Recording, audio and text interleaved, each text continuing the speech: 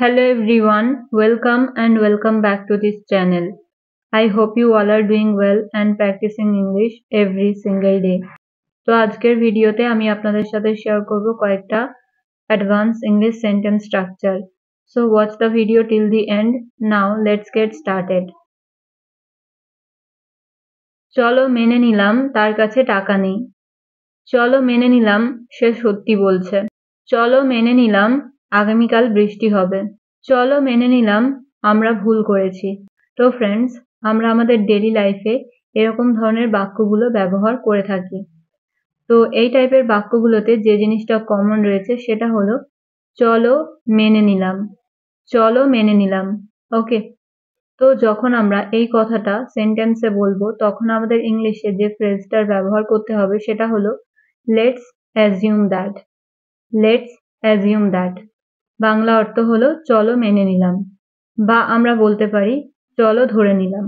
ওকে, তো এই টাইপের বাক্যগুলো বলতে হলে কমপ্লিট সেন্টেন্স স্ট্রাকচার হবে ফার্স্ট বলতে হবে লেটস অ্যাজিউম দ্যাট এবং শেষে বলতে হবে সেন্টেন্স। তো এটা হলো সেন্টেন্স স্ট্রাকচার। তো এবার চলুন দেখা যাক এই স্ট্রাকচারটার ব্যবহার করে কিভাবে আমরা এই টাইপের বাক্যগুলোকে খুব সহজে ইংলিশে বলতে পারি। তো প্রথম বাক্যটা রয়েছে চলো ধরে নিলাম তার কাছে টাকা নেই।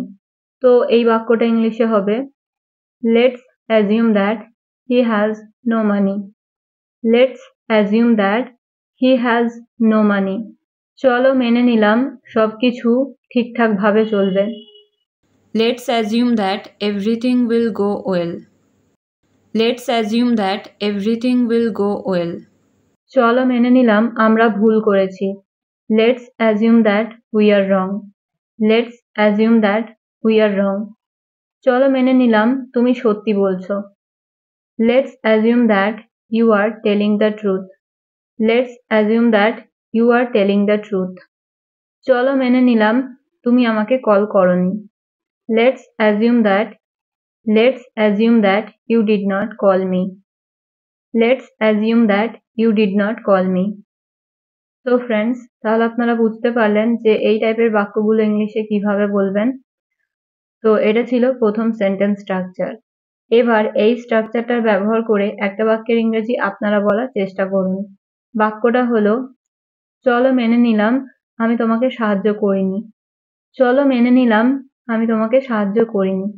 তো এই বাক্যটা আপনারা ইংলিশে কিভাবে বলবেন let me no in the comment. তো এটা ছিল প্রথম সেন্টেন্স স্ট্রাকচার। এবার আমরা দেখব পরের সেন্টেন্স স্ট্রাকচার। তো আমরা আমাদের ডেইলি লাইফে এরকম ধরনের বাক্যগুলোও অনেক সময় ব্যবহার করে থাকি। আমি কথা দিচ্ছি আমি রাগ করব না। আমি কথা দিচ্ছি একই ভুল করব না। আমি কথা দিচ্ছি আমি হার মানব না। আমি কথা দিচ্ছি তোমার কথা কাউকে বলবো না। আমি কথা দিচ্ছি তোমার সময় নষ্ট করব না। তো ফ্রেন্ডস, এই টাইপের বাক্যগুলো আমরা আমাদের দৈনন্দিন জীবনে ব্যবহার করে থাকি। তো এই টাইপের বাক্যগুলোতে যে জিনিসটা কমন রয়েছে সেটা হলো আমি কথা দিচ্ছি। আমি কথা দিচ্ছি, রাইট? তো এই কথাটা ইংলিশে বলতে হলে আমাদের ইংলিশে যে ফ্রেজটার ব্যবহার করতে হবে সেটা হলো I promise not to. I promise not to plus ভার্বের ফার্স্ট ফর্ম প্লাস আদার ওয়ার্ডস। তো এটা হলো সেন্টেন্স স্ট্রাকচার। এবার এই স্ট্রাকচারটার ব্যবহার করে দেখা যাক যে এই বাক্যগুলোকে আমরা বাংলা থেকে ইংলিশে কিভাবে বলতে পারি। তো প্রথম বাক্যটা রয়েছে আমি কথা দিচ্ছি আমি হার মানব না। তো এই বাক্যটা ইংলিশে হবে I promise not to give up. I promise not to give up. আমি কথা দিচ্ছি তোমার কথা কাউকে বলবো না। I promise not to tell anyone about you. I promise not to tell anyone about you. আমি কথা দিচ্ছি আমি রাগ করব না। I promise not to get angry. I promise not to get angry. পরের এক্সাম্পল, আমি কথা দিচ্ছি তোমার সময় নষ্ট করব না। I promise not to waste your time. I promise not to waste your time. তো ফ্রেন্ডস, আশা করছি আপনারা বুঝতে পারলেন যে এই ধরনের বাক্যগুলো আপনারা ইংলিশে কিভাবে বলবেন। তো এবার এই স্ট্রাকচারটার ব্যবহার করে একটা বাক্যের ইংরেজি আপনাদের বলতে হবে। তো বাক্যটা হলো আমি কথা দিচ্ছি একই ভুল করব না। আমি কথা দিচ্ছি একই ভুল করব না। তো এই বাক্যটা আপনারা ইংলিশে কিভাবে বলবেন? Let me no in the comments. আমরা আমাদের ডেইলি লাইফে আবার অনেক সময় এই ধরনের বাক্যগুলোও ব্যবহার করে থাকি। দিনের শেষে আমরা সবাই সুখী হতে চাই। দিনের শেষে পরিশ্রমের ফল মেলে। দিনের শেষে সততাই জয়ী হয়।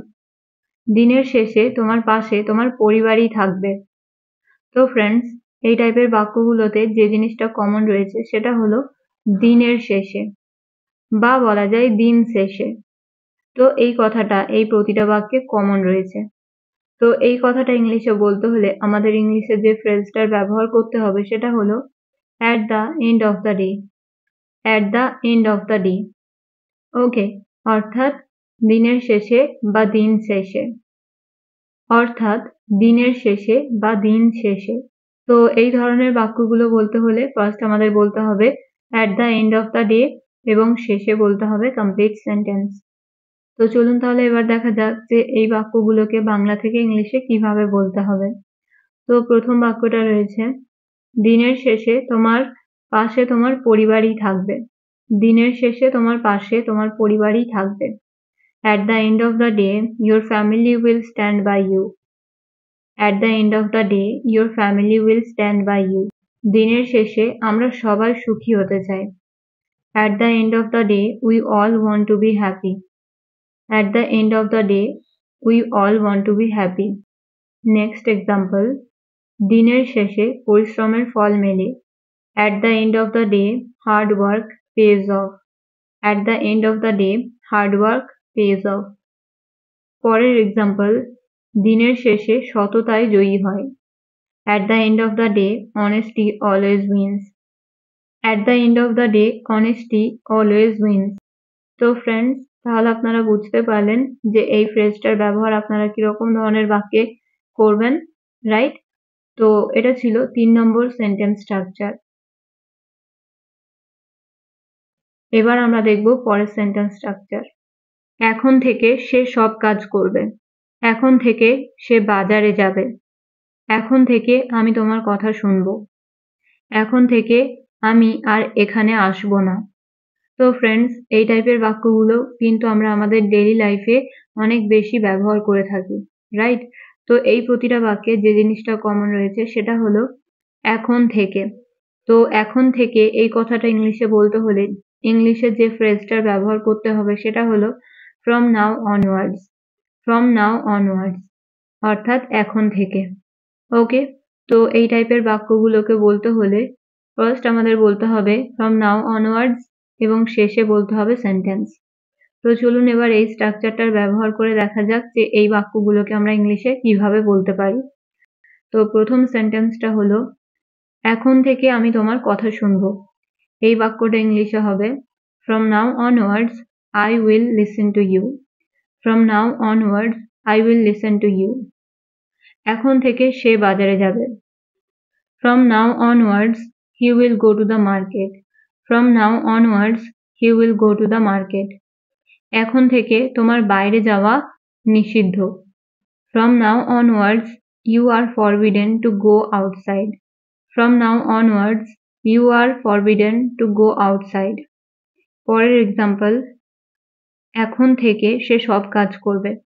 From now onwards she will do all the work. From now onwards she will do all the work. তো আশা করছি আপনারা এই ফ্রেজটার ব্যবহারও খুব ভালোভাবে বুঝতে পারলেন। এবার দেখা যাক পরের সেন্টেন্স স্ট্রাকচার। তো প্রথমে কয়েকটা বাক্য দেখা যাক। যেমন এখানে রয়েছে, আমি প্রথমে তাকে পছন্দ করিনি। প্রথমে তারা আমাকে বিশ্বাস করেনি। প্রথমে সে নার্ভাস অনুভব করছিল। প্রথমে তারা আমাকে সারপ্রাইজ দিয়েছিল। তো ফ্রেন্ডস, এই প্রতিটা বাক্যে যে জিনিসটা কমন রয়েছে সেটা হলো প্রথমে। প্রথমে কথাটা এই প্রতিটা বাক্যে কমন রয়েছে, রাইট?